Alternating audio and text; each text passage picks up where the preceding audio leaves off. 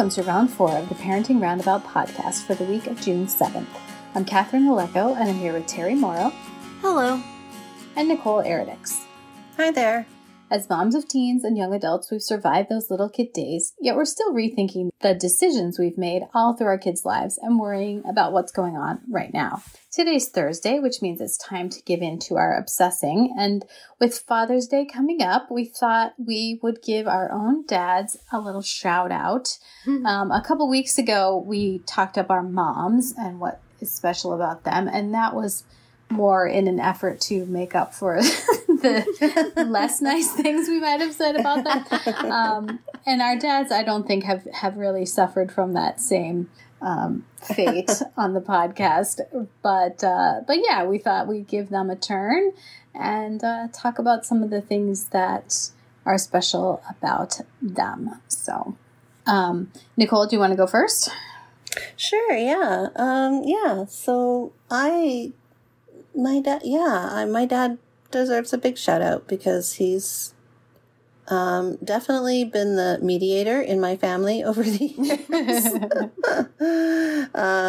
He is a go-between between my mother and myself. Not when I was younger, not now per se, but definitely when I was younger, I would,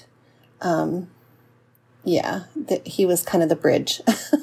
He was the middleman. But he's a good dad. I have to say, he was a really good dad. He is a good dad. He's still alive. And, he was the one that always kind of, he encouraged me to go to school, university. And, he talked a lot about how important that was. And then kind of encouraged me to go into teaching because I was kind of flailing in my Canadian history degree or, path to Canadian history degree. So he's kind of, definitely been somebody that I've sought a lot of advice from just in terms of making decisions in my life and whatnot. So I have to say, he's definitely been a great dad, or is a great dad. Why do I keep talking in the past? He's a great dad. And I haven't been able to celebrate Father's Day with him for many years because I've been down in California for the last 12 years or so I haven't been able to be up there to celebrate with him. But he always enjoys his Amazon gift card because he likes to go and buy things related to golf. So that's his big passion is golf. So, but I do appreciate his definitely the role that he's playing in my life. So, yeah, shout out to Bob. Go Bob. It's nice when they play golf or have like a very, have a passion like that because gift giving and even like Father's Day cards.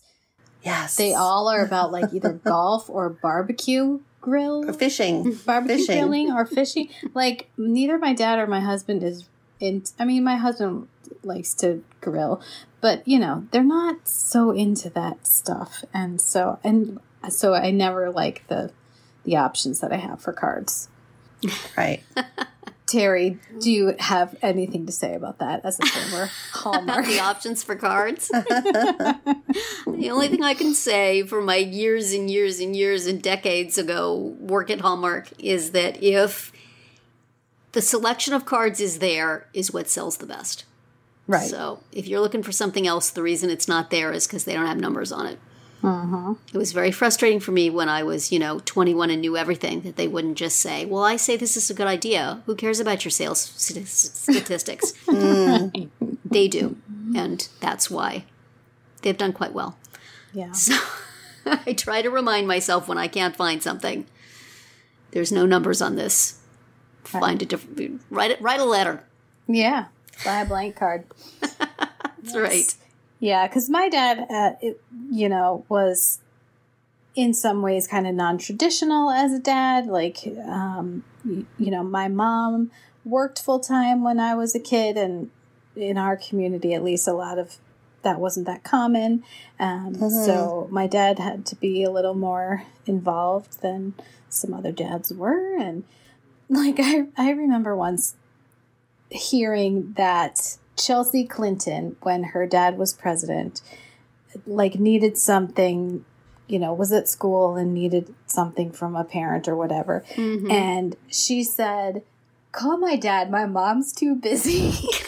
Like, I don't know if this is a true story or not, but I always thought that was funny. And it totally reminded me of, like, that's something that my brother and sister and I would have done, you know, when we were kids. Yeah. And like after I had graduated from high school, but my brother and sister were still in high school, the family moved and my mom had this new job, and my dad, he had a job, but it was much less demanding. And so he was definitely the one who was hauling kids around and, you know, just taking care of a lot of things. And so, you know, that was fairly unusual. And they used to tease him that he didn't actually have a job. So, yeah. So he's very patient. He's very gentle. Like he's just, you know, he is good at a lot of those. I mean, he doesn't really cook. That's one thing that he doesn't do. But he was more of a hands-on parent, I would say, than many people of his generation. So yeah. How about you, Terry? Well, you guys have the benefit of still having your dads with you and having current experience. Yeah. My dad's been gone for over 30 years. He died before I got married. He never knew my kids. And so I have to really cast my mind back to think about things to say, which is not, you know, which seems mean, but, you know, it was a different time in terms of parental involvement, I think, when I was growing up in the 60s.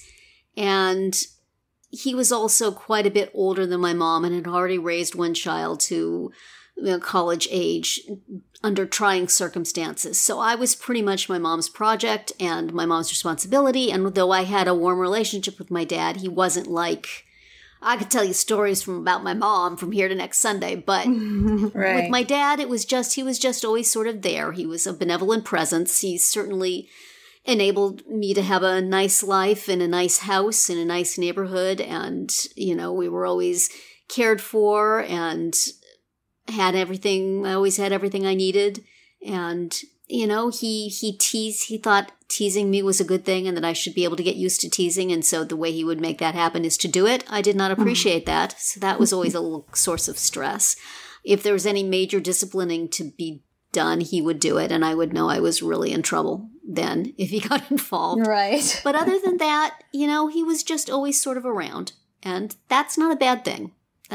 He took you to the Dude Ranch. He took me to the Dude. Yeah, he planned. That's right. He planned really great vacations. Every year we had some sort of vacation, and you know, one year it was impressive, and the next year it was just fun. So that's true. That was definitely something that was his thing. And he had a horse for a brief while when we moved from L.A. to the suburbs of L.A., which if Nicole, you know where Thousand Oaks is now. Not the kind of place you'd expect someone to have a horse in their backyard. But I think he felt that moving out to the suburbs meant that he was roughing it and he could create his own little Dude Ranch experience. So he got a horse, had it in a stable nearby, you know, in town, and brought it to our backyard from time to time. Mary Bridges. So that was a thing. And, you know, honestly, his convincing me that he had spies all over town who would tell him if I acted up as a teenager was probably a good thing for me. That was probably useful. So, tip of the hat on that. Way to go, That's Dad. awesome. Yeah, way to go, Dad. Yeah. He was a good dad. Took good care of us. That's great. Well, here's wishing all of the fathers and other special figures in your life happy Father's Day. That's it for today's round 4. Tune in tomorrow when we'll share our roundup of things we've been using or enjoying lately that we think deserve a shout out. Find all our episodes at parentingroundabout.com and talk back in the comments there, on our Facebook page or on Twitter, where you'll find us at Roundabout Chat.